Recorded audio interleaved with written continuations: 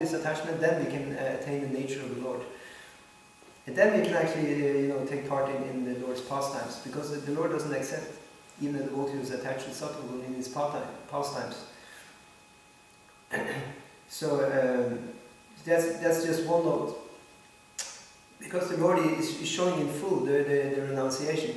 What does vairagya mean? It means vairaga. Raga means attachment. So you have to also give up the attachment. And attachment is especially symptomatic of subtle. So you have to also not be attached to the subtle. We have to have that as our goal. Of course, now it's impossible. Now we are just learning to get to subtle. But we have to have that as a goal. And then, even though we like all the sattvic things means also I like to be peaceful. If anybody is talking bad about me, I immediately react. This is not nice. Some disturbance is there. No, I should even transcend that. It said that actually in the Mama Samhita, it said that the best pleasure of a Brahmana, or to say the worst thing a Brahmana likes, is when a person is praising him. A Brahmana, he hates being praised.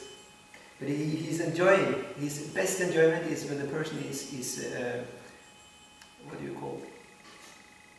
Giving him the, or when he's given the sauce, chastised or something. When he's receiving, some real, rectifications and things like this, that the Brahmana likes. So of course I'm not on that platform yet, so I have to still learn this. But then on the highest platform, one is transcendent to even being praised or being chastised. It's one and the same thing. So one doesn't care. One simply doesn't care.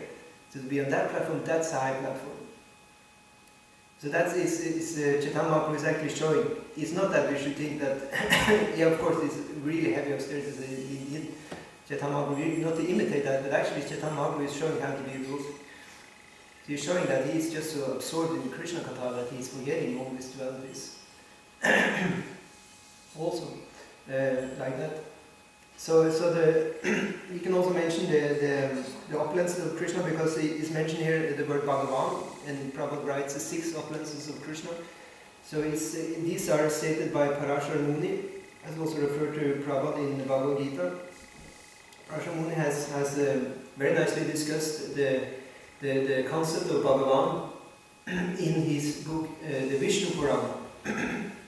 So there he is saying, Aishvarasya Samagrasya. He's saying the Lord is full in Aishvarya, in opulence. So Samagrasya is a very important word because it means in full. And it's referring to all the different opulences. That he is full with all these opulences. That is exactly the thing that distinguishes the Lord from all the other people. Even Shiva and Brahma has very much opulence, but they're not totally in full. That's really the very important word. So Aishvarasya Samagrasya, Vairagyasya, Viryasya, he's full with power, very powerful. Yashashaha, he's the most famous, and Shreya, he's the most beautiful. Jnana, he's the one who is full with knowledge, and also Vairagyayosh, he's full with renunciation. So this is Sanam Bhaga. This is the 6 opulences, Itingana. This is the divisions of the 6 opulences. So, and then another verse which is explaining the absolute truth, which Prabhupada is referring to here, is the verse about the Lord being absolute in 3 features. Vadanti tattva vidas. So this, the very learned persons, they are saying that the absolute truth is like this. Tattvam yat Jnanam Advayam. So he's known, the Supreme Absolute Truth is known to be Advaya, non-dual. So that's why Chaitanya Mahaprabhu is saying in the Chaitanya Charitamrita, he's saying that Krishna, he is the son of Nanda Maharaj. And he is known as, and you can know Krishna as Advaya Tattva Jnana, he's saying. Krishna, son of Nanda Maharaj, is known as Advaya Tattva. He is a non-dual, Supreme Absolute Truth. So Prabhupada is explaining this concept several places through his writings. And one very important aspect of this for us to know is actually that when we are with Krishna, with his name, since Krishna is referred to Chaitanya Mahaprabhu as Advaya Tattva Jnana, he is the non-dual truth. That means that there is no duality in what is pertaining to Krishna and Krishna himself. It's actually the same. That is the real thing for us to do, for our mind to be transcendent. And that means also that we have to transcend even our attachment to Sattva. Because if you are attached to Sattva, it means we'll be attached to the material dualities. We will think, how much did we do, how less did we do, how good is this, how bad is this. When we are attached to these kind of things in our mind, we cannot perceive the non-dual Lord. You see? Because the Lord is not different from his holy name. That means we have to see it as not different from Krishna. There should not be no duality in the mind. Our problem is coming from the duality of the mind. The mind is not in oneness. That's why we are in the material world. Because the mind is always accepting and rejecting. In this, to boil it down to the last aspect of the highest stage of material life, it is attachment to Sattva. Because in Sattva also, you're filtering out everything which is not Sattva. And you're seeing duality, but actually on the highest platform it has to even give up that, because the mind has to be non-dual, it has to be one with Krishna. It has to be one in Brahman, in Krishna. Because if we're not there, then we cannot be one with Krishna when we chant, because we're supposed to chant and Krishna is not different from his name. Krishna is not different from his prasadam. That means that in the highest stage, of course now we can say this prasadam is too much, too unhealthy or healthy, all this stuff. It's okay, it's good for us now because we need to learn. The cook need to learn to be in Sattva, we need to learn to take prasadam in Sattva, all this is good. But on the highest stage, before we die, please don't criticize the prasadam. It's okay.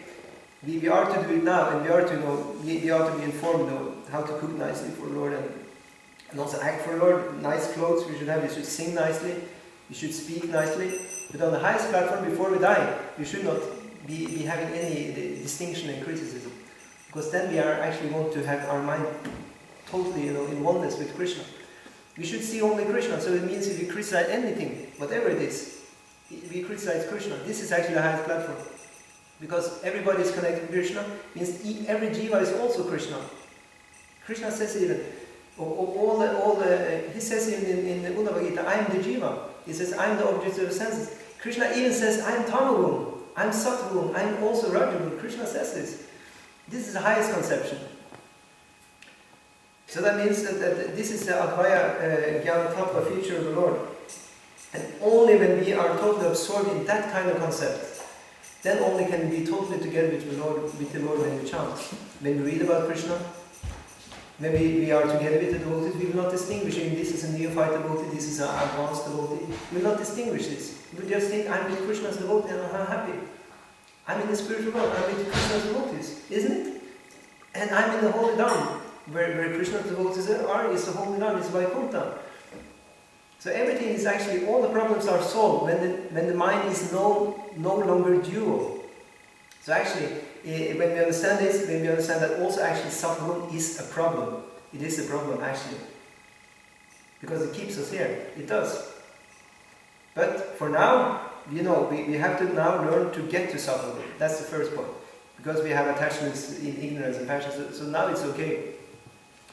But we have to always have in the back of our head as a goal that actually also, slowly we will actually, when we get established in Sattva more and more, we will also have to learn to give up Sattva and get totally non-dual in our mind, to be one with Krishna. So thank you so much for listening and your tolerance. Any comments or questions? Yes, Teresipu. So I think this measurement thing, isn't it?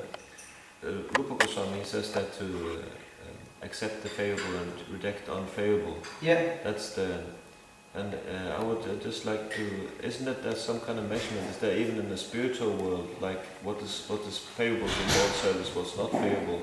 Yeah. What's pleasing to the Lord, what's not pleasing to the Lord? So some measurement, is that really totally renounced in that sense? Isn't it that it goes on in some kind of form like that? You mean in the spiritual world they're rejecting and accepting also? In the perfected state, isn't there some kind of calculation? There's some kind of weighing what to do, what not to do. Isn't that faculty is not to be? Isn't it that faculty remains in a pure form? That's interesting. Do you have any specific reference to this? Well, in Rupa Goswami, he says that it's a principle to accept the favorable and reject. Yeah, but that's sadhana bhakti. That's okay. That's the only way to become a siddha. Sadhana bhakti is done by the sadhaka. The definition of there is two kinds of devotees. The sadhaka is a person who is on his way to become a siddha. Perfect. But the siddha, as far as I understand, he's just absorbed in serving Krishna.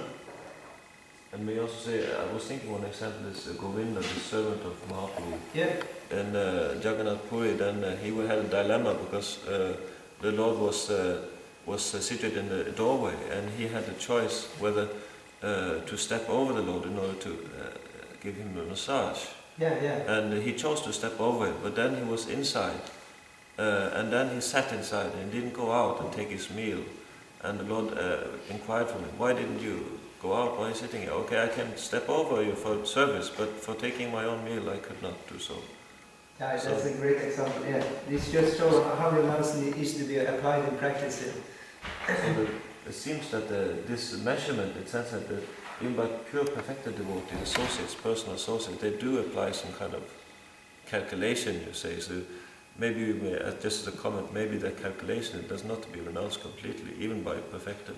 Yeah. And I would argue maybe there's an indication that. Yeah, it's a very good argument. Yeah. Maybe I can ask Lalita, or maybe you have something to say on this. But I'm sorry, the word measurement, I've never heard anyone use it in that context. Do you mean to make distinctions? Is that what you're saying? I'm just referring to, what's said in the Charitamrita, Dvaita Abhadra Jnana. It said, this duality of what is good and bad. Sabha Mano Dharma. This is said by Krishna's Kaviraj. To measure what is good and bad, it is Mano Dharma. It is the Dharma of the mind. No, that's why it has to be. But that's a misunderstanding. This duality of good and bad it's material duality that is giving up. Yeah. And material duality means this is good for my sense gratification, this is bad for my sense gratification, and that is giving up. Yeah. But to give up the distinction, what is good for Krishna's service and bad for Krishna's service, that is never given up. No, of course not. We don't give up that, but I just made the point that on the highest stage of devotional service, when it's just so satisfied that one actually doesn't see any distinctions, one just see Krishna in everything, when it's just an absolute platform. Oh, you definitely see things that are favorable for Krishna's service and things that are not favorable for Krishna's service. I mean that Lord Chaitanya is on the highest level, and he is extremely selective what he hears. He doesn't want to hear anything that has the slightest tinge of rasa bas, and therefore Swabdamodar, he has to filter through whatever. He's there. He's filtering what can be presented to Lord Chaitanya, what cannot be presented to Lord Chaitanya. It's not that you can hear anything because it's all Krishna. And no. You actually become really a refining person, and you're very selective. You're highly selective as a pure devotee also. Yeah, that's true. Yeah. It's yes, the measurement is still there, but it's not material. That's the point. Yeah, but you make distinctions. Distinctions are always there. Yeah, of course we know there's distinctions in all kinds of ways, but I mean one is not hung up on the material distinctions. One sees everything as Krishna and Krishna's service. You don't make but this is Ichya Dvesha, duality. This is in relationship to me. I think that warm is nice and cold is bad, because it feels nice for my senses, warm, and I think health is good and disease is bad because it's in relation to my body and my sense gratification. So pure devotee, he doesn't make anything in relation to his own sense gratification. But he will make a distinction. If it's hot or cold he will still feel and measure hot or cold for Krishna. Yeah. Like I this. mean, The food should offer to the Krishna should be properly warm and like this. yes, He's measuring for Krishna. Definitely. Yeah, that's very nice. So even he's in oneness in his mind, but still one could say there's duality in the mind, but it's not material duality. It's duality for Krishna. So the mind is totally spiritual. Is that way to understand it? Yeah. Otherwise, this is my art philosophy. Otherwise, it's pure Mayavad philosophy. Yeah. This is To not have Yatama Tatapat. Yeah. No, anything we do, you can do whatever you like. It's all Brahman. Yeah. This is Vivekananda. Yeah, this is this is definitely Mayavad. Yeah. Yeah. Thank you for the. You had maybe this is pertaining to the discussion. Yeah. I just read yesterday how Pradyumna, who is Krishna's oldest son, how he was always having so much reverence in front of Krishna that he would never even speak a word. He would only look at Krishna's lotus feet. And like that, so one day Krishna told him that, Pradyumna, there is no need to show so much reverence to your father. You can touch my body and just look straight at me and, like, so in the spiritual world you have the culture. There's so much culture, there's so much interaction between each devotee that, the whole Varnashana Dharma that we are following, even here on the material platform, is also in the spiritual world. But just like Lalitana said, it is only to please Krishna and it's just very sweet, all these loving exchanges that are there in the spiritual world. It's the supreme culture, the supreme variegatedness. Yeah. So there is all of these different exchanges between the senior and the junior, all the different family members. Yeah, so of course, thank you. So this is the point that also we make distinction between senior and junior devotees, and also materially we do this in the service of Krishna. But I think what you also that was also this other example with Yudhishthira, that Krishna asked him to say that Ashvatthama was dead, and then Yudhishthira didn't want to do it. Yeah. So that was like you were saying, we have to give up that consideration. He didn't want to say alive. Yeah. Thank you. So thank you for your comments. So yes, you had something to say. Sorry. I was just thinking, because it is like not seeing the material dualities. That's a very high level. That's the Uttamadikari, isn't it? Yes. So a step in the right direction, is that not like you see the duality and you discriminate, but you are not affected by the dualities? It doesn't hamper your focus on Krishna and your devotion. Yeah, exactly. It is like this. We have to first learn to discriminate, to make our intelligence strong. Krishna service. So that's part of getting to Sattva, get rid of the lower qualities. Yeah. So of course this is. But still, we can keep that point at least. We should also give up the attachment to goodness, as was exemplified here by Maharaj Yudhishthira, that he was attached not to lying. Be very truthful is the only quality we have left in Kali, so we should always be truthful. But when tested by Krishna, then even we maybe have to lie. But already you nice devotees are preaching, you're already on that level of Yudhishthira, who is transcending truthfulness, because you have to cheat and lie to sell the books. So you're already transcending goodness in that way, so that's not the problem.